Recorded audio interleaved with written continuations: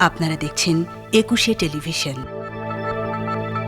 গণতন্ত্রের কথা বলা হলেও গণতন্ত্র নেই বলে মন্তব্য করেছেন বিএনপি মহাসচিব মির্জা ফখরুল ইসলাম আলমগীর। সকালে জাতীয় প্রেস ক্লাবে বিএনপির সাবেক ভাইস চেয়ারম্যান চৌধুরী কামাল ইবনে ইউসুফের স্মরণসভা ও দোয়া মাহফিলে যোগ দেন তিনি। এ সময় বিএনপি মহাসচিব আরও বলেন, দেশের মানুষের অধিকার নেই। করোনার ভয়াবহ বিস্তারের সাথে সাথে গণতন্ত্রেরও মৃত্যু হয়েছে। শুধু বাংলাদেশে নয়, ফরিদপুরে নয়, গোটা পৃথিবীতেই এখন একটা চরম দুঃসময় চলছে।